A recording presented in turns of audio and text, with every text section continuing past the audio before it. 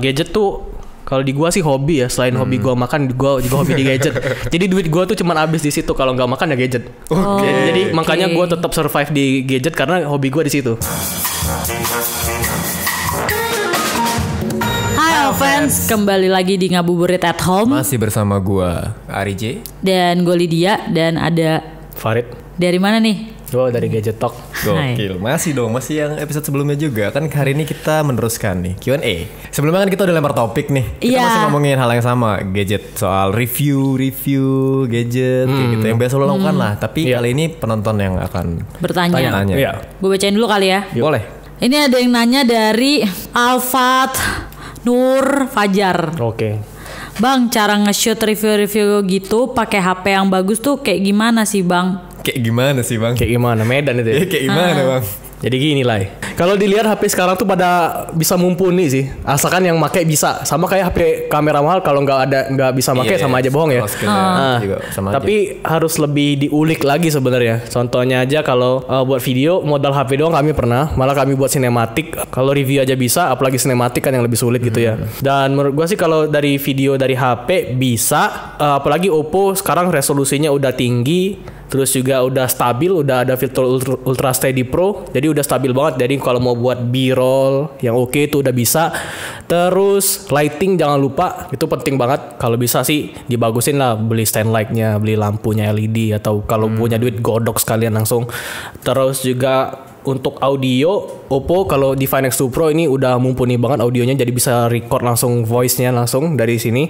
Atau kalau misalkan belum punya HP yang oke untuk audio, bisa pakai headsetnya dulu. Biasanya Oppo kan dapet headset tuh. Nah itu bisa dipakai aja untuk audio tuh udah mumpuni banget. Oh bisa tuh buat mikrofon. Iya, noise-nya udah lumayan lah, udah oke. Oke. Tapi misalnya gue berubah golongan darah nih, gue yang tadi yang simple apa tadi yang simple? Berubah jadi gue maunya ini doang. Bisa nggak? Gue ngerekam pakai ini, gue ngedit di sini, suaranya juga pakai mikrofon yang di sini. Cukup nggak sih sebenarnya buat nge-review?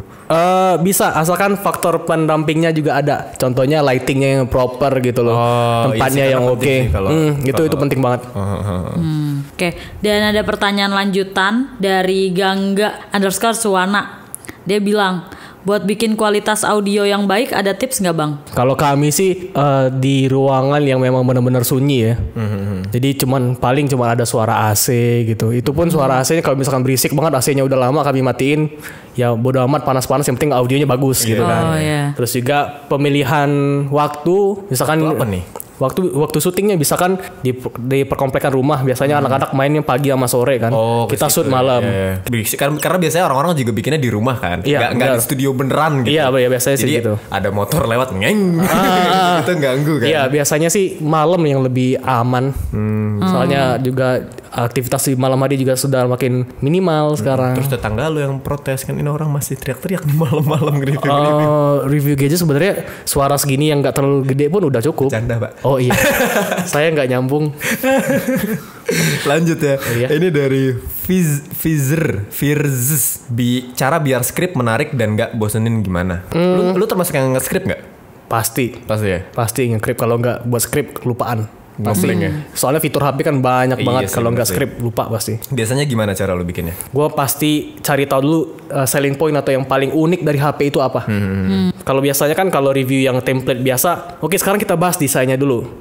Desain udah kelar. Nah sekarang performa.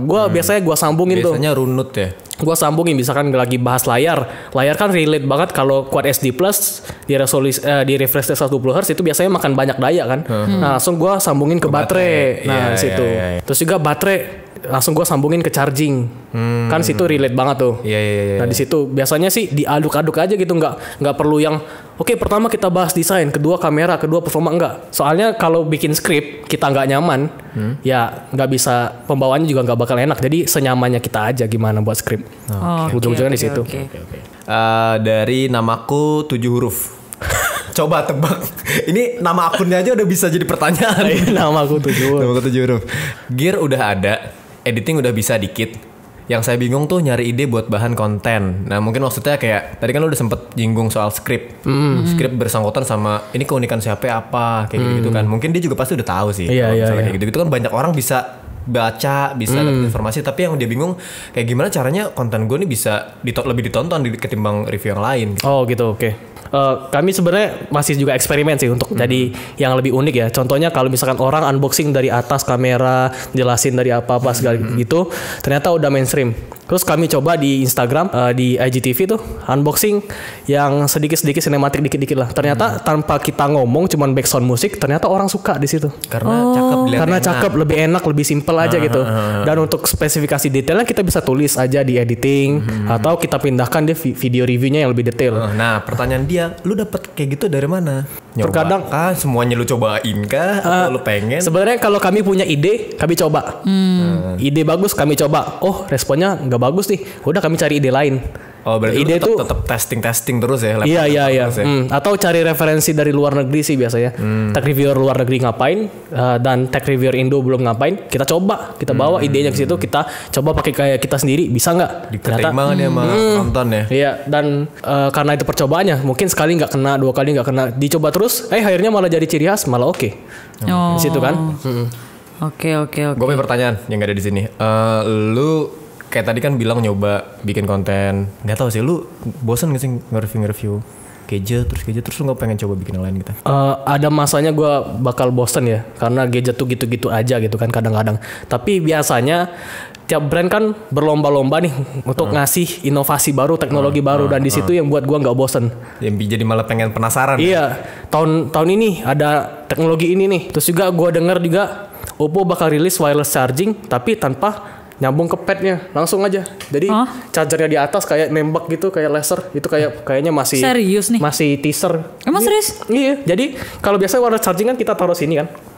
Nah, itu wireless charging katanya. Memang gak pakai kabel tapi wireless. Dan itu benar-benar HP kita pegang masih bisa tetap kecas. Dan itu baru Oppo yang buat. Oppo Infinity kalau gak salah namanya. Dan kalau misalkan itu benar-benar jadi, bukan prototype doang, wah itu bakal jadi revolusioner sih.